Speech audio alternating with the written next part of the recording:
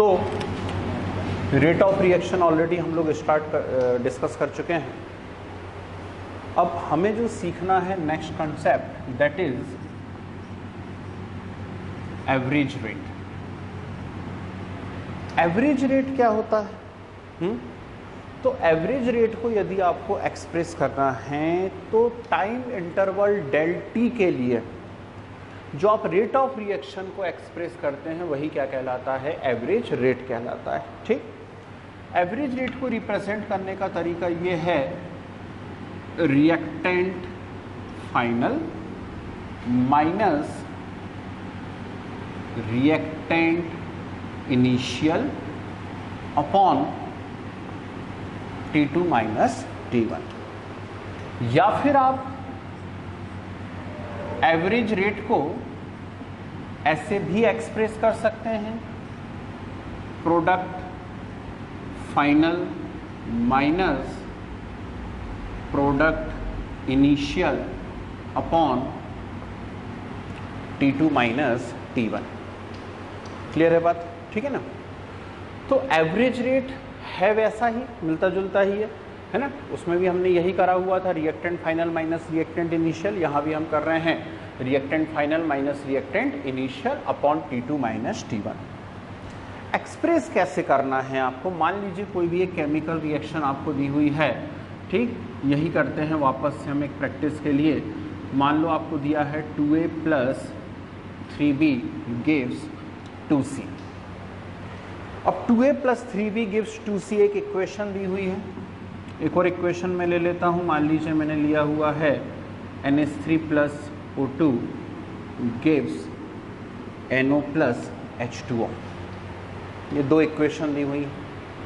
अब इनका आपसे कहा गया है इसका एवरेज रेट का एक्सप्रेशन दीजिए। ठीक है, क्या बोला उन्होंने? एवरेज रेट का आप एक्सप्रेशन दीजिए। इसके अंदर एवरेज रेट कैसे बताएंगे? तो एवरेज रेट का यदि मुझे एक्सप्रेशन देना है तो पहले मैं रेट का एक्सप्रेशन लिख लूँ। ध्यान से देखिएगा, रेट का एक्सप्रेशन लिखें। इसका रेट का एक्सप्रेशन क्या होगा? -1/2 del A by del T is equal to -1/3 del B by del T is equal to 1/2 del C by del T। ठीक है, ये रेट का एक्सप्रेशन हो गया। इस इक्वेशन के लिए भी रेट का एक्सप्रेशन लिख लें। रेट का एक्सप्रेशन लिखने के पहले इसे बैलेंस कर लिया जाए। इसे कैसे बैलेंस कर सकते हैं? चलिए कोई भी एक नॉर्मल तरीके से बैलेंस करने की कोशिश करें। यहाँ 2 से मल्टीप्लाई कर लें, यहाँ 2 से मल्टीप्लाई कर लिया। ठीक, 3 से करा, ऑक्सीजन यहाँ कितना हो गया? 5, तो यहाँ 5/2 से कर लिया। ठीक है, इक्वेशन बैलेंस हो गई। आप चाहें तो यहाँ पे 4 से मल्टीप्लाई कर लीजिए। यहाँ 4 कर लेंगे तो यहाँ भी 4 हो जाएगा। ठीक, यहाँ 6 हो जाएगा, रिएक्शन बैलेंस हो जाएगी। कैसे भी बैलेंस कर सकते हैं आप, उसको कोई दिक्कत नहीं है। अब हमें इसका क्या करना है? रेट का एक्सप्रेशन देना है। ठीक है, तो रेट का एक्सप्रेशन यदि देना है तो पहले तो रेट में कर दूँ। यहाँ पर rate is equal to -1/2 del NH3 by del T is equal to -1/5/2 means क्या? 2/5 del O2 by del T is equal to 1/1/2 del NO by del T is equal to 1/3 del H2O by del T।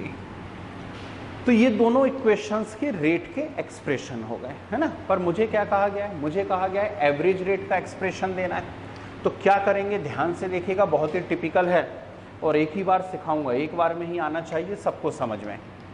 आपको एक equation दी जाएगी, balance रहेगी या नहीं रहेगी। यदि नहीं है बैलेंस तो आप उसको बैलेंस कर लीजिए और आपसे कहा जाएगा इसका एवरेज रेट का एक्सप्रेशन दीजिए। तो एवरेज रेट का एक्सप्रेशन देने के लिए आप सबसे पहले रेट का एक्सप्रेशन लिख लेंगे, जो हम सीख चुके हैं। अब इसको एवरेज रेट में कैसे कन्वर्ट करेंगे, बहुत ध्यान से देखिएगा, काफ़ी टिपिकल है और एक ही बार सिखा पाऊंगा। इसको एवरेज रेट के एक्सप्रेशन में कन्वर्ट करना है तो क्या करेंगे आप उठा के यहाँ पर एवरेज लिख देंगे, खत्म। ठीक, आई बात समझ में? तो टिपिकल तो था, लेकिन शायद समझ गए होंगे आप लोग कि रेट के एक्सप्रेशन को एवरेज रेट के एक्सप्रेशन में कैसे चेंज करना है। Is it clear? कोई डाउट तो नहीं? चलिए बढ़िया। अब नेक्स्ट कंसेप्ट हम यहाँ डिस्कस करते हैं, इंस्टंटेनियस रेट क्या है। ठीक है, क्या सीखने जा रहे हैं, इंस्टंटेनियस रेट क्या होता है। ठीक, तो so next is instantaneous rate. Know what is instantaneous rate? Instant, अचानक कोई चेंज हो रहा है। ठीक, अचानक से कुछ हो गया, अचानक मैंने देखा, अचानक वो जल उठा, ठीक है ना, अचानक वो जो है डिसॉल्व हो गया, तो अचानक कोई चेंज हो रहे हैं। अचानक से मतलब क्या है यहाँ पर, इंस्टेंट से मीनिंग क्या है, very very short time interval. बहुत बहुत छोटे टाइम इंटरवल में जब चेंज हुआ करते हैं तो हम उसे क्या कहा करते हैं, इंस्टंटेनियस रेट कहा करते हैं। फिर से सुन लीजिए, बहुत छोटे टाइम इंटरवल के लिए जो चेंज हुआ करते हैं उसमें जब रेट को एक्सप्रेस करना होगा तो हम उसे क्या कहेंगे, इंस्टंटेनियस रेट कहेंगे। क्लियर? अब इंस्टंटेनियस रेट को आप रिप्रेजेंट कैसे करेंगे, एक्सप्रेस कैसे करेंगे इंस्टंटेनियस रेट के लिए? तो आपको क्या करना है यहाँ पर कि एवरेज रेट में एक्सप्रेशन में जहाँ जहाँ डेल आया था, इंस्टंटेनियस रेट के एक्सप्रेशन में उन सभी जगह आपको क्या कर देना है, डी कर देना है। ठीक, फिर से सुन लीजिए, एवरेज रेट के एक्सप्रेशन में जहाँ जहाँ पर डेल आया था, जब उस एक्सप्रेशन को इंस्टंटेनियस रेट के फॉर्म में लिखना है तो आपको क्या कर देना है, वहाँ पे डी कर देना है। ठीक, जैसे एक एग्जांपल देखते हैं। मान लीजिए हमारे पास एग्जांपल है NO + Cl2 gives NOCl, NO + Cl2 gives NOCl। ठीक, क्या करेंगे, इसका एवरेज रेट का एक्सप्रेशन लिखें? नहीं, पहले इसको बैलेंस करेंगे। तो बैलेंस कर दिया हमने, इससे हो गया। अब इसका एवरेज रेट का एक्सप्रेशन क्या है, इसका एवरेज रेट का एक्सप्रेशन है -1/2 del NO/del T is equal to -del Cl2/del T is equal to 1/2 del NOCl/del T। Is it clear? कोई प्रॉब्लम तो नहीं? अब क्या करना है, मुझे इसे इंस्टंटेनियस रेट का एक्सप्रेशन बनाना है।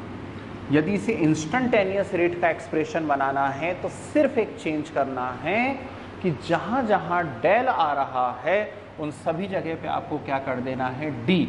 तो ये हो जाएगा -1/2 d NO/dt is equal to -d Cl2/dt is equal to 1/2 d NO/dt।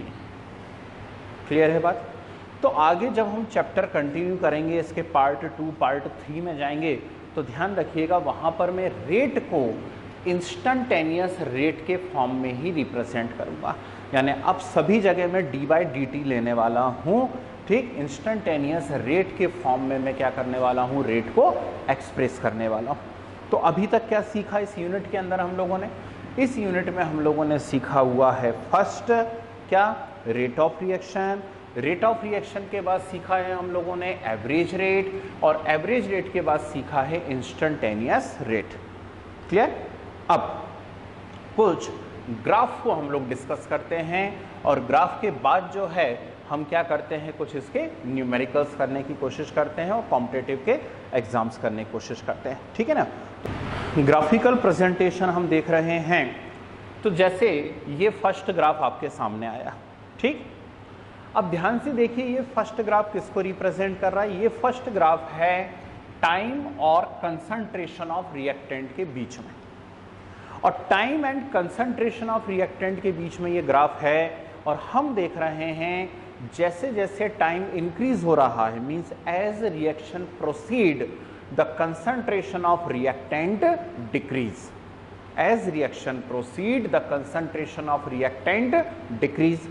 Reactant का कंसंट्रेशन डिक्रीज होता चला जा रहा है। तो कोई भी दो टाइम इंटरवल में ले लूं, T1 और T2। इन दो टाइम इंटरवल T1 और T2 पे मैं कंसंट्रेशन x1 और x2 को यदि कंपेयर करता हूं तो एवरेज रेट के फॉर्म में मैं क्या लिखूंगा, एवरेज रेट के फॉर्म में भी वही लिखूंगा मैं, x2 minus x1 upon T2 minus T1। Clear? अब एवरेज रेट के फॉर्म में जब मैंने इसे रिप्रेजेंट किया हुआ है तो एक इंटरेस्टिंग बात क्या है, ध्यान रखिएगा कि टाइम और कंसंट्रेशन ऑफ रिएक्टेंट के बीच में जब हम ग्राफ बना रहे हैं तो इसका जो स्लोप है वो कैसा स्लोप आ रहा है? Negative slope. कैसा स्लोप आ रहा है? Negative slope. सेम ग्राफ आप रिप्रेजेंट कर सकते हैं इंस्टेंटेनियस रेट के लिए। यदि इंस्टेंटेनियस रेट के लिए इस ग्राफ को रिप्रेजेंट करते हैं तो भी वही बात रहेगी, दो टाइम इंटरवल आप ले लेंगे T1 और T2, और साथ में क्या ले लेंगे आप? दो कंसंट्रेशन। स्लोप अभी भी कैसा आएगा यहां पर? Negative slope. तो बात यहां पे ध्यान रखने वाली ये है कि जब टाइम और कंसंट्रेशन ऑफ रिएक्टेंट के लिए हम ग्राफ बनाते हैं तो ग्राफ का स्लोप कैसा आता है? नेगेटिव स्लोप आता है। क्लियर है बात? अब क्वेश्चन चेंज कर दें, ठीक है ना? क्वेश्चन चेंज कर देते हैं, हम नेक्स्ट ग्राफ यहां देखने की कोशिश करते हैं। अब ये ग्राफ किसके बीच में? ये ग्राफ है time and concentration of product के बीच में। और time and concentration of product की जब हम बात करते हैं तो हमें समझ में आ रहा है जैसे जैसे रिएक्शन प्रोसीड करेगी, मतलब टाइम इंक्रीज होगा, वैसे वैसे कंसंट्रेशन ऑफ प्रोडक्ट भी क्या होता जाएगा? इंक्रीज होता चला जाएगा। ध्यान से सुने बात को। जैसे जैसे रिएक्शन प्रोसीड करेगी, मतलब टाइम इंक्रीज होगा, वैसे वैसे कंसंट्रेशन ऑफ प्रोडक्ट भी क्या होता चला जाएगा? इंक्रीज होता चला जाएगा। तो प्रोडक्ट का कंसंट्रेशन इंक्रीज हो रहा है। अब प्रोडक्ट का कंसंट्रेशन इंक्रीज हो रहा है, हम दो टाइम इंटरवल ले लें T1 और T2, कंसंट्रेशन ले लेते हैं दो अलग अलग टाइम पर X1 और X2, ठीक है? तो अब जो ग्राफ बनेगा उसका रेट तो वैसे ही रिप्रेजेंट होगा, लेकिन जो स्लोप आएगा प्रोडक्ट के लिए, जो स्लोप आएगा वो स्लोप कैसा होगा? पॉजिटिव स्लोप होगा। ठीक, रिएक्टेंट के लिए जो स्लोप आ रहा था वो कैसा स्लोप था? Negative slope. और प्रोडक्ट के लिए जो स्लोप आ रहा है वो कैसा आ रहा है? पॉजिटिव स्लोप आ रहा है। ठीक, तो ध्यान रखिएगा, आप 12th बोर्ड की यदि बात कर रहे हैं तो 12th बोर्ड में तो क्वेश्चन की वैरायटी सीधी आनी है। कोई भी एक इक्वेशन दी जाएगी, या तो बैलेंस रहेगी या नहीं रहेगी, और आपसे सीधे कहा जाएगा उसका रेट ऑफ रिएक्शन का एक्सप्रेशन दीजिए, या एवरेज रेट का एक्सप्रेशन दीजिए, या इंस्टेंटेनियस रेट का एक्सप्रेशन दीजिए। समझ गए? पर यदि आप कॉम्पिटिटिव लेवल पे जाएंगे तो कॉम्पिटिटिव लेवल पे पहली जो चीज आपको बहुत अच्छे से स्टडी करना है वो है रेट ऑफ रिएक्शन के graph for reactant and products. Clear है बात? ठीक है ना? चलिए अब कुछ क्वेश्चंस की वैरायटी की हम प्रैक्टिस करते हैं। ठीक, ध्यान से देखिएगा, इसमें आपके जो भी आप इंडिया में एग्जाम देने वाले हैं उससे रिलेटेड लगभग सारे क्वेश्चंस मैं यहाँ पे कवर करने जा रहा हूँ। ठीक है ना? चलिए, फर्स्ट यहाँ पर क्वेश्चन है आपका, which of the following is correct expression of rate for given equation. ठीक, ध्यान से सुनिए, क्वेश्चन है which of the following is correct expression of rate for given equation. Equation आपको दी हुई है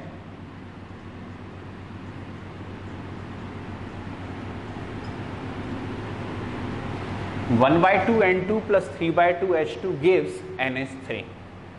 clear? 1/2 N2 plus 3/2 H2 gives NH3। और इसके लिए जो है आपसे क्या पूछा गया है? आपसे पूछा गया है करेक्ट एक्सप्रेशन क्या है। ठीक, ऑप्शन फर्स्ट ऑप्शन यहां दिया हुआ है -2 dN2/dt is equal to dNH3/dt। ठीक, सेकंड ऑप्शन दिया हुआ है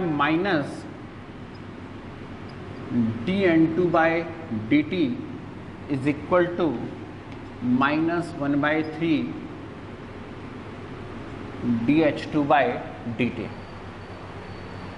थर्ड ऑप्शन दिया हुआ है यहां पर -2/3 dH2/dt is equal to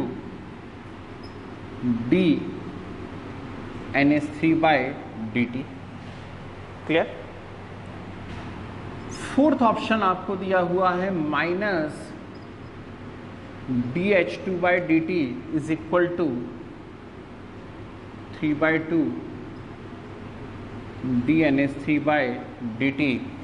और आपसे क्वेश्चन पूछा गया है which of the following is correct presentation for rate of reaction. ठीक, अब वो बोलेगा रेट ही है ना, ऐसा नहीं आप कहो यार ये तो इंस्टेंटेनियस रेट लिखा हुआ है, क्वेश्चन में रेट पूछ लिया, वो बात एक ही है, रेट बोल दीजिए, एवरेज रेट बोल दीजिए, इंस्टेंटेनियस रेट बोल दीजिए। ठीक, तो ये क्वेश्चन पूछा गया है। अब इन क्वेश्चंस को सॉल्व करने का तरीका क्या होता है, ध्यान से सुनिए।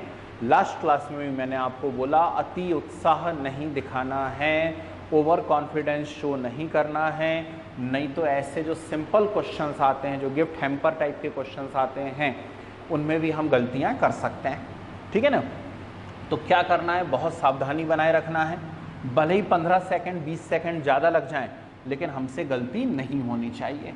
तो इसको करने का सही तरीका क्या रहता है, सबसे पहले जो इक्वेशन दी हुई है उसका रेट का एक्सप्रेशन लिख लीजिए। ठीक है, जो भी इक्वेशन दी हुई है उसका रेट का एक्सप्रेशन लिख लीजिए। तो इसका रेट क्या हो रहा है, -2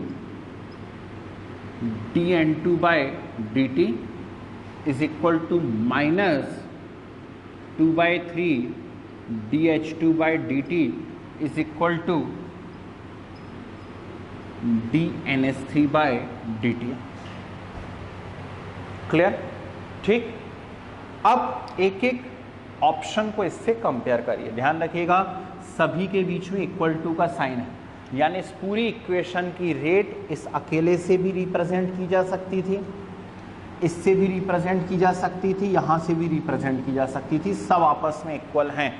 ठीक है ना, तो एक एक ऑप्शन को हम कंपेयर करते हैं। फर्स्ट ऑप्शन N2 और NH3 के बीच में, तो इसे आप छिपा लीजिए। N2 और NH3 के बीच में देखिए क्या आ रहा है, -2 dN2/dt इक्वल टू dNH3/dt। सही है या गलत है, बिल्कुल सही, करेक्ट। क्लियर? तो फर्स्ट ऑप्शन कैसा है हमारा, करेक्ट है। सेकंड ऑप्शन है N2 और H2 के बीच में, ये रहा N2 ये रहा H2, इनके बीच में कंपैरिजन होना है, 2 से 2 कैंसिल, 2 से 2 कैंसिल, तो -dN2/dt is equal to -1/3 dH2/dt। Is it clear? ये भी सही है, second option is also correct. ठीक, थर्ड ऑप्शन की बात करते हैं। थर्ड ऑप्शन दिया हुआ है H2 और NH3 के बीच में, H2 और NH3 के बीच में -2/3 dH2/dt equal to dNH3/dt, again correct. और फोर्थ ऑप्शन की यदि हम बात करें तो फोर्थ ऑप्शन में क्या हो रहा है, देखिए ठीक, इसको मैंने क्रॉस मल्टीप्लाई कर दिया ऐसा, इसी ऑप्शन का, यानी ये ऐसा। ठीक, अब बताइए ये ठीक है या नहीं है, इट इज ऑल्सो करेक्ट। तो all 4 options are correct for this question, ध्यान रखिएगा। ठीक, तो समझ में आया कैसे सॉल्व करते हैं। एक और नेक्स्ट क्वेश्चन है, अगेन वही लैंग्वेज है, which of the following is correct और नॉट करेक्ट हमें चूज करना है। और मान लीजिए इक्वेशन दी हुई है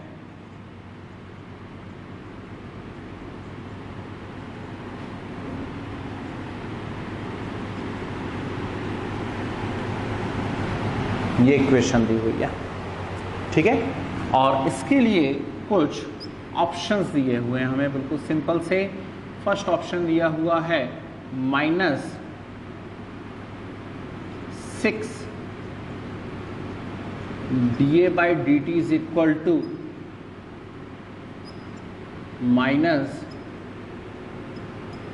-dB/dt। ठीक है, सेकंड ऑप्शन दिया हुआ है यहाँ पर -2 dA/dt 2 dA/dt is equal to 1/3 dB/dt। Third option आपको दिया हुआ है dB/dt is equal to -dC/dt। ठीक है, और फोर्थ ऑप्शन आपको दिया हुआ है यहाँ पर 1/3 dC/dt is equal to 2 dd/dt। इसको ऐसा कर लेते हैं। ये 4 ऑप्शंस आपको दिए हुए हैं, आपको चूज करना है इन ऑप्शंस में से कौन सा करेक्ट है और कौन सा करेक्ट नहीं है। क्लियर? तो क्या तरीका बताया मैंने कहा क्वेश्चन सॉल्व करने के पहले सबसे पहले हमेशा जो भी इक्वेशन दी हुई है उसके रेट का एक्सप्रेशन दीजिए। ठीक है, तो इसके रेट का एक्सप्रेशन दिया जाए। रेट का एक्सप्रेशन यदि मुझे देना है तो rate is equal to -2 dA by dt is equal to -1/3 dB by dt is equal to 1/3 dC by dt and is equal to 2 dd by dt। Clear?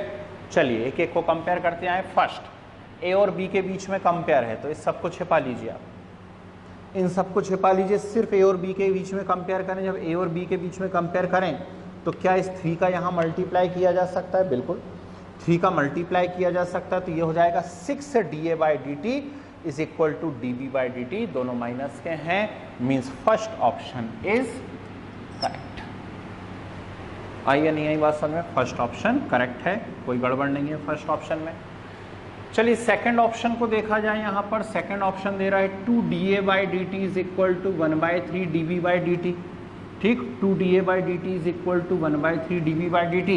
ये भी माइनस था, ये भी माइनस था, माइनस माइनस कैंसिल हो गया, आपस में प्लस हो गया। बोलो सही है या नहीं है? जल्दी बताइए, हाँ या ना, जल्दी। गलत। क्यों गलत हो गया? अरे माइनस माइनस दोनों प्लस हो जाएंगे ना, होगा ऐसा? ऐसा नहीं होगा, क्योंकि पिछली क्लास में ही आपको मैं बता चुका हूं ये नेगेटिव साइन न्यूमेरिकल वैल्यू नहीं है। It only indicate that as reaction proceed the concentration of reactant decrease. आ गई बात समझ में? ठीक है ना, तो इसलिए माइनस माइनस प्लस नहीं होगा। That's why this option is wrong. Third option क्या बोल रहा है? dB by dt is equal to dC by dt। तो B और C को कंपेयर करें, ये 3 कैंसिल हो गया यहाँ पर। ठीक, क्या ये माइनस इस तरफ जा सकता है प्रोडक्ट वाली साइड पे? मान लो हम ऐसा सोच लें, बोथ साइड नेगेटिव से मल्टीप्लाई कर दिया तो ये पॉजिटिव हो जाएगा, ये नेगेटिव। ऐसा पॉसिबल है क्या? बिल्कुल नहीं। ठीक, फिर वही बात आ गई, नेगेटिव साइन यहाँ सिर्फ और सिर्फ किसको रिप्रेजेंट करता है? रिएक्टेंट को रिप्रेजेंट करता है। Is it clear? Fourth option C और D के बीच में है। अब समझ में आने लगा होगा, 2 का यहाँ मल्टीप्लाई कर दीजिए तो ये हो जाएगा 1/6 dC by dt is equal to dd by dt। Clear? ये ऑप्शन कैसा है? करेक्ट है। तो ये फर्स्ट वैरायटी बना करती है बहुत सारे कॉम्पिटिटिव एग्जाम्स के अंदर। और अब हमें पता पड़ गया है कि 12th में भी आपको MCQ टाइप के क्वेश्चंस आने हैं, तो इसको आपको प्रिपेयर करना है। क्लियर? चलिए अब न्यूमेरिकल्स देखे जाएं, कुछ न्यूमेरिकल्स सॉल्व करते हैं हम लोग। क्वेश्चन ध्यान से देखिए क्या लिखा हुआ है। क्वेश्चन लिखा हुआ है for the reaction 2A plus B gives C। ठीक, 2A plus B gives 3C। इस इक्वेशन के लिए ध्यान से पढ़िए क्या लिखा है? Rate of appearance of C। ठीक है ना, तो इक्वेशन आपको दी हुई है 2A plus B gives 3C और इस इक्वेशन के लिए आपको बोलता है rate of appearance of C is 2.6 into 10⁻⁻⁴ mole litre inverse second inverse. ठीक है ना, आगे बोलता है then calculate rate of reaction, calculate rate of disappearance of A and rate of disappearance of B। ठीक, and also calculate rate of reaction, है ना। अब क्या करा जाएगा, कैसे इन क्वेश्चंस को सॉल्व करते हैं? 2 क्वेश्चन मैं बता रहा हूं आपको इसमें सॉल्व करके, उसके बाद फिर आपको एक क्वेश्चंस की पूरी मैं शीट शेयर कर रहा हूं। ठीक, उन क्वेश्चंस को आपको सॉल्व करना है। ठीक है ना, बहुत ध्यान से एकदम। चलिए कैसे करते हैं? सबसे पहले गिवन क्या दिया हुआ है? 2.6 into 10⁻⁴ that is rate of appearance of C। तो rate of appearance of C दिया है, मीन्स क्या दिया हुआ है? हमें दिया हुआ है dC बाई dt। ध्यान रखना, 1/3 dc/dt नहीं दिया हुआ है, आपको दिया हुआ है ओनली dc/dt, और उसका वैल्यू कितना दिया है 2.6 × 10⁻⁻⁴। ठीक है। अब पूछ रहा है आपसे रेट ऑफ रिएक्शन बताइए। रेट ऑफ रिएक्शन के बाद ए के डिसअपीयरेंस की रेट बताइए और बी के डिसअपीयरेंस की रेट बताइए। ठीक है। तो इन क्वेश्चंस को सॉल्व करने का तरीका क्या रहेगा, फिर से वही, भले ही 10-15 सेकंड ज़्यादा लगें। सबसे पहले लिखिए इसका रेट ऑफ रिएक्शन। रेट क्या होगा, -1/2 dA/dt is equal to -dB/dt is equal to 1/3 dC/dt। ये हो गया इसका रेट ऑफ रिएक्शन का एक्सप्रेशन। ठीक है ना। अब क्या करना है, हमें रेट ऑफ रिएक्शन निकालना है। तो हमारे पास गिवन क्या है, dC/dt, और रेट क्या होती है 1/3 dC/dt। ठीक, तो फर्स्ट क्वेश्चन आपका सॉल्व हो गया। Rate is equal to 1/3 dC/dt की वैल्यू कितनी दी हुई है 2.6 × 10⁻⁻⁴। ठीक है ना। सॉल्व कर लीजिएगा, जो भी आपका आंसर आता है वो यहाँ पर हो गया है। दूसरा दिया है rate of disappearance of A. Rate of disappearance of A means calculate क्या करना है, आपको कैलकुलेट करना है dA/dt। क्या कैलकुलेट करना है आपको, dA/dt कैलकुलेट करना है। ठीक है ना। अब दिया क्या है आपको ये दिया है, तो ए और सी के बीच में कंपेयर करिए। ए और सी के बीच में कंपेयर करिए तो -1/2 dA/dt is equal to 1/3 dC/dt। ये होता है। हमें क्या कैलकुलेट करना है, -dA/dt, तो -dA/dt इज इक्वल टू क्या हो जाएगा 2/3 dC/dt। ठीक, इक्वल टू 2/3 dC/dt की वैल्यू कितनी दी हुई है 2.6 × 10⁻⁻⁴। ठीक है ना। तो इसको उठा करके यहाँ पर सॉल्व कर लीजिए, आपका आंसर आ जाएगा। कोई प्रॉब्लम इसमें नहीं। थर्ड तो आप सब लोग समझ गए होंगे। ठीक, थर्ड दिया है rate of disappearance of B. Rate of disappearance of B, तो सिर्फ बी और सी को कंपेयर कर लो। -dB/dt is equal to 1/3 dC/dt। तो हमें -dB/dt कैलकुलेट करना है, rate of disappearance of B. ठीक है। तो ये हो जाएगा -dB/dt इज इक्वल टू 1/3, और dC/dt की वैल्यू गिवन है क्वेश्चन में 2.6 × 10⁻⁻⁴। आई या नहीं आई बात समझ में, कोई प्रॉब्लम इसके अंदर। ठीक, तो ये हुआ आपका फर्स्ट न्यूमेरिकल वैरायटी। ठीक, चलिए एक और क्वेश्चन हम इसके ऊपर सॉल्व करते हैं। तो नेक्स्ट क्वेश्चन आपको दिया हुआ है, for the reaction NH3 + O2 gives NO + H2O, rate of appearance of NO is 2.4 × 10⁻³ mole liter inverse second inverse. Then calculate rate of disappearance of NH3 and rate of appearance of H2O. Clear. तो question ध्यान से देख लीजिए, देखा आपको। अब इस question को हम कैसे सॉल्व करेंगे। ठीक है ना। तो सबसे पहले इक्वेशन क्या दी हुई है, NH3 + O2 gives NO + H2O। क्या बोला मैंने कई बार आपसे, पहले इक्वेशन को आप बैलेंस कर लीजिए। यदि इक्वेशन को बैलेंस करता हूं, चलिए इसी तरीके से बैलेंस कर लेते हैं। ठीक है ना। आप चाहें तो किसी दूसरे तरीके से भी बैलेंस कर सकते हैं, आंसर सेम आएगा आपका, है ना। अब गिवन क्या है, गिवन है rate of appearance of NO। Rate of appearance of NO means dNO/dt is equal to 2.4 × 10⁻³ mole litre inverse second inverse. ठीक है, 2.4 × 10⁻³ mole litre inverse second inverse. ये इसका क्या दिया हुआ है, हमको रेट दिया हुआ है। क्लियर। और पूछ क्या रहा है, rate of disappearance of NH3 and rate of appearance of H2O। क्या करोगे आप, सबसे पहले रेट का एक्सप्रेशन लिखेंगे। बहुत सिंपल क्वेश्चंस होते हैं भाई, लेकिन बहुत पूछते हैं, ध्यान रखिएगा। ठीक है ना।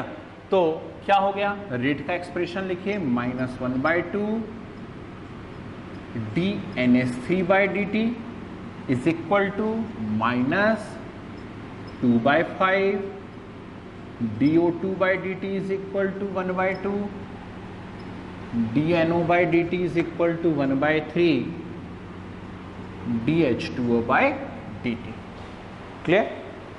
अब पहली चीज यहां पर क्या पूछी गई है, rate of disappearance of NH3। तो हम सिर्फ NH3 और NO को कंपेयर करें। यदि NH3 और NO को कंपेयर करें तो -1/2 dNH3/dt is equal to 1/2 DNO/dt। ये है, आपको क्या कैलकुलेट करना है, आपको कैलकुलेट करना है dNH3/dt। तो dNH3/dt क्या हो जाएगा, यहाँ पे ये 2 और 2 कैंसिल, इक्वल टू DNO/dt। और DNO/dt गिवन है क्वेश्चन में कितना, 2.4 into 10⁻³ mole litre inverse second inverse. Is it clear? बात समझ में आ गई? है सिंपल क्वेश्चन। सेकंड क्या दे रहा है इसके अंदर, सेकंड दे रहा है rate of appearance of H2O। तो rate of appearance of H2O क्या है, 1/3 DH2O/dt is equal to 1/2 DNO/dt। ठीक है ना? इसका यहाँ मल्टीप्लाई करिए, इसका मल्टीप्लाई करेंगे तो DH2O/dt is equal to 3/2 DNO/dt। ठीक है ना? तो DH2O/dt कैलकुलेट करना है, हो गया 3/2 DNO/dt। तो फाइनली 3/2 इंटू DNO/dt की वैल्यू क्वेश्चन में दी हुई है 2.4 इंटू 10⁻³ ठीक है? सॉल्व कर लीजिए, आंसर हो जाएगा आपको। क्वेश्चन की वैरायटी समझ में आई कैसे करना है। तो अब कुछ क्वेश्चंस की मैं शीट आपके साथ शेयर कर रहा हूं। ठीक, ये न्यूमेरिकल्स आपको सॉल्व करने हैं, ठीक है ना? और फिर इसी वीडियो में, है ना, आप पॉज करेंगे वीडियो को, इन सारे के सारे न्यूमेरिकल्स को आप सॉल्व करेंगे अपने आप से। फिर इसी वीडियो में थोड़ी देर बाद इन सारे के सारे क्वेश्चंस का मैं सॉल्यूशन बता रहा हूं आपको। ठीक है ना? एक एक क्वेश्चंस को हम सॉल्व करते चले जाएंगे, फिर इसका सॉल्यूशन बताता हूं। चलिए, तो इतनी बात समझ में आ गई सब लोगों को। तो रेट ऑफ रिएक्शन हुआ, एवरेज रेट हुआ, इंस्टेंटेनियस रेट हुआ, और उनके ऊपर क्वेश्चंस की वैरायटी मैंने आपको बताई। फर्स्ट पार्ट में हमने रेट ऑफ रिएक्शन सीखा, एवरेज रेट सीखा, इंस्टेंटेनियस रेट सीखा, क्वेश्चंस की वैरायटी देख ली है। अब हम देख रहे हैं factors affecting rate of reaction. क्या सीख रहे हैं? Factors affecting rate of reaction. तो कौन कौन से फैक्टर्स हैं जो रिएक्शन रेट पर इफेक्ट डाल सकते हैं? ठीक है? सो फर्स्ट फैक्टर इज, पहला फैक्टर क्या होगा? First factor is temperature. सबसे इंपॉर्टेंट फैक्टर है। सोच के देखिए, टेम्परेचर इंक्रीज करने से क्या होगा? ठीक है ना? Most of the reaction endothermic reaction से, इस बात को ध्यान रखिए। अब उसके कॉम्प्लिकेशंस में नहीं जा रहे, अपन एक जनरल बात कर रहे हैं। टेम्परेचर जब आप इंक्रीज करते हैं तो जो भी वहां पर रिएक्टेंट मॉलिक्यूल्स हैं उनकी काइनेटिक एनर्जी इंक्रीज होती है। काइनेटिक एनर्जी इंक्रीज होगी तो उनमें इफेक्टिव कोलिजन इंक्रीज होंगे, और यदि इफेक्टिव कोलिजन इंक्रीज होंगे, टक्कर बढ़ेंगी, तो जितनी तेजी से टक्कर बढ़ेंगी उतनी तेजी से वो काय में कन्वर्ट हो जाएंगे, प्रोडक्ट में कन्वर्ट हो जाएंगे। ठीक, तो rate of reaction increase with increase in temperature. Clear? एक बहुत इंपॉर्टेंट स्टेटमेंट है, इसे जरूर नोट्स में आप अच्छे से लिखिएगा। Generally rate of reaction becomes double by increasing 10 degree Celsius temperature. ठीक, ये बहुत बहुत काम आने वाला है पॉइंट आपके, कि यदि टेम्परेचर को आप 10 डिग्री सेल्सियस इंक्रीज करते हैं तो रेट ऑफ रिएक्शन कैसी हो जाती है? डबल हो जाती है। ठीक है? जब हम फोर्थ पार्ट में पहुंचेंगे इस यूनिट के, तब मैं आपको वहां पे एक टेम्परेचर कोफिशिएंट भी बताऊंगा। ठीक है? या हेर्नियस इक्वेशन के साथ हम देखेंगे टेम्परेचर कोफिशिएंट, तब इस पॉइंट को हम और क्लियर करेंगे। तो फर्स्ट पॉइंट आपका कौन सा हुआ? Temperature. Second is what? Second is concentration. ठीक, सेकंड पॉइंट क्या है यहां पर? कंसंट्रेशन। कंसंट्रेशन कैसे इफेक्ट डाला करता है रेट ऑफ रिएक्शन पे, ठीक। 11th क्लास लगभग सभी ने पढ़ी हुई है, और यदि 11th क्लास आपने पढ़ी हुई है तो 11th के पोर्शन में आपने लॉ ऑफ मास एक्शन देखा है। और लॉ ऑफ मास एक्शन क्या कहता है? लॉ ऑफ मास एक्शन कहता है rate of reaction directly proportional to active mass of reactant या directly proportional to concentration of reactant. तो बात सीधी सी है, as the concentration of reactant increase rate of reaction also increase, ठीक। तो जैसे जैसे कंसंट्रेशन इंक्रीज होगा वैसे वैसे रेट ऑफ रिएक्शन भी क्या होती जाएगी? इंक्रीज होती जाएगी, ठीक है। Third one is what? Third is pressure. Pressure जो होता है, ध्यान रखिएगा, 11th क्लास में हमने गैसियस स्टेट यूनिट पढ़ी हुई है, और गैसियस स्टेट यूनिट जब हम स्टार्ट कर रहे थे तो वहां पर हमने सॉलिड, लिक्विड और गैस के बीच में डिफरेंस देखे थे। जब सॉलिड, लिक्विड और गैस में डिफरेंस देखा था तो वहां एक पॉइंट आया था कंप्रेसिबिलिटी। क्या आया था? कंप्रेसिबिलिटी। हमें मालूम है सॉलिड में कंप्रेसिबिलिटी नहीं होती, लिक्विड में कंप्रेसिबिलिटी नहीं होती, लेकिन गैस मैक्सिमम कंप्रेसिबिलिटी को शो करता है, ठीक। तो यदि कंप्रेस कर रहे हैं मतलब प्रेशर लगा रहे हैं, और प्रेशर लगा रहे हैं तो गैसियस मॉलिक्यूल पास पास आएंगे। जब गैसियस मॉलिक्यूल पास पास आएंगे तो उनके बीच में कोलिजन इंक्रीज होगा, और जब कोलिजन इंक्रीज होगा तो रेट ऑफ रिएक्शन भी क्या हो जाएगी? इंक्रीज हो जाएगी, ठीक। तो pressure affect only gaseous reaction, इस बात को आपको ध्यान रखना है, ठीक है ना। तो कौन कौन से फैक्टर मैंने आपको बता दिए? टेम्परेचर बता दिया, कंसंट्रेशन, प्रेशर।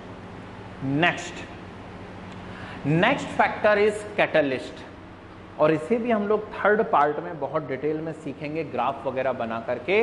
तो कैटलिस्ट में ध्यान रखिए, अ कैटलिस्ट में इंक्रीज और डिक्रीज रेट ऑफ रिएक्शन, बढ़ा भी सकता है कम भी कर सकता है। जो रेट ऑफ रिएक्शन को बढ़ा देते हैं ऐसे कैटलिस्ट को हम कहते हैं पॉजिटिव कैटलिस्ट, और जो रेट ऑफ रिएक्शन को डिक्रीज कर देते हैं उन्हें हम कहते हैं नेगेटिव कैटलिस्ट, ठीक है।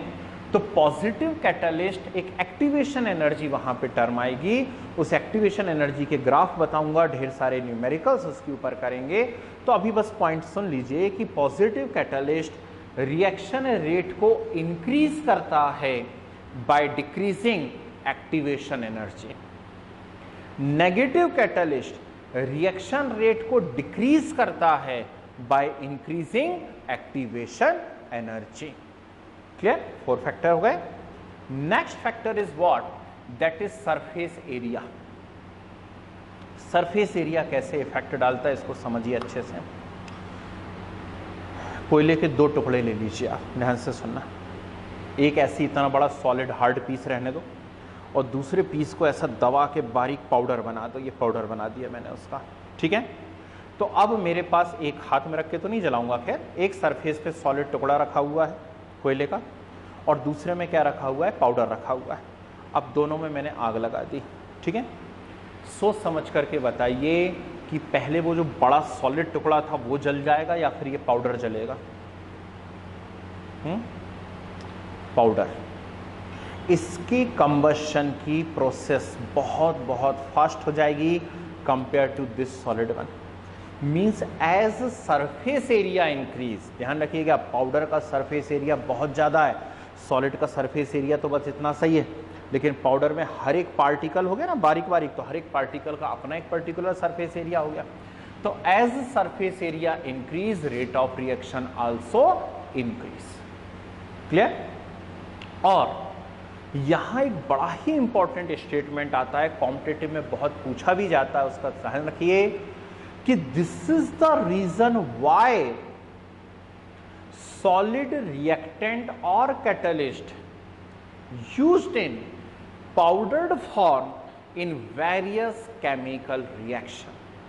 अलग अलग केमिकल रिएक्शन में यदि आप किसी सॉलिड रिएक्टेंट का यूज कर रहे हैं या फिर आप मान लीजिए कैटलिस्ट का यूज कर रहे हैं, आप बेटर रिजल्ट चाहते हैं, ज़्यादा से ज़्यादा प्रोडक्ट की यील्ड चाहते हैं, तो आपको क्या करना चाहिए, आपको वो सॉलिड रिएक्टेंट या कैटलिस्ट को पाउडर के फॉर्म में लेना चाहिए, क्योंकि पाउडर का सरफेस एरिया कैसा होता है, मैक्सिमम।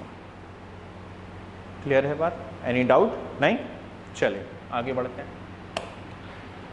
नेक्स्ट जो पॉइंट यहां पर आता है, अगला जो कंसेप्ट आएगा, अगला जो पॉइंट यहां पर आएगा वो होता है रेडिएशन। रेडिएशन इफेक्ट डालते हैं क्या? हैं? अच्छा एक क्वेश्चन पूछते हैं, ध्यान से सुनिएगा। आप एक बड़ा सा पेपर ले लीजिए, चलो न्यूज़पेपर ले लिया, ठीक है, फाड़ दीजिए, 2 टुकड़े कर दीजिए। एक टुकड़े को अंदर रखिए कमरे में, अंधेरे कमरे में, और दूसरे टुकड़े को उठा करके दौड़ के जाइए धूप में रखिए, और एक साथ दोनों में आग लगा दीजिए, है ना। आप अंदर लगा लीजिए, आपके फ्रेंड से बाहर लगवा लीजिए, नहीं तो आप कहोगे मैं एक साथ 2 में कैसे लगाऊंगा, है। तो आपने क्या करा, उसमें आग लगा दी। बोलिए कौन सा वाला जल्दी जलने वाला, जो बाहर धूप में रखा हुआ है या बाहर अंदर जो रूम में रखा हुआ है, कौन सा जल्दी जलेगा? दोनों सेम रेट से जलेंगे, ठीक है ना। वहाँ धूप कोई योगदान नहीं दे रही उसको जलने में, ध्यान रखना, करके देख लेना, ठीक। तो फिर रेडिएशन कैसे इफेक्ट डाल रहे? रेडिएशंस जिन रिएक्शन की रेट पर इफेक्ट डालते हैं उन्हें कहा जाता है फोटोकेमिकल रिएक्शंस, ठीक है। 2 गमले ले लीजिए जिनमें पौधे लगे हुए हों, एक को रूम के अंदर रखिए, एक को बाहर रखिए। भले ही बहुत तेज़ धूप पड़ रही, पर पानी आनी आप यदि पर्याप्त देते रहेंगे तो बाहर जो प्लांट रखा है उसकी ग्रोथ ज़्यादा होगी कंपेयर टू रूम में जो रखा है उसके। क्यों? क्योंकि प्लांट्स में क्या हो रहा है, फोटोकेमिकल रिएक्शन, ठीक। तो rate of photochemical reaction depends on radiations only. बाकी रिएक्शंस की रेट पर रेडिएशन का इफेक्ट नहीं पड़ता। Clear? Last is nature of bond, ठीक। मान लीजिए रिएक्टेंट के बीच में सिंगल बॉन्ड है या डबल बॉन्ड है या ट्रिपल बॉन्ड है, तो जैसे से नंबर ऑफ बॉन्ड्स इंक्रीज होंगे वैसे वैसे बॉन्ड डिसोसिएशन एनर्जी इंक्रीज होगी, और बॉन्ड एनर्जी या बॉन्ड डिसोसिएशन एनर्जी यदि इंक्रीज होगी तो रेट ऑफ रिएक्शन क्या होती जाएगी, डिक्रीज होती जाएगी। Clear? So as number of bond increase rate of reaction decrease. Clear? तो ये मैंने आपको बताए factors affecting rate of reaction.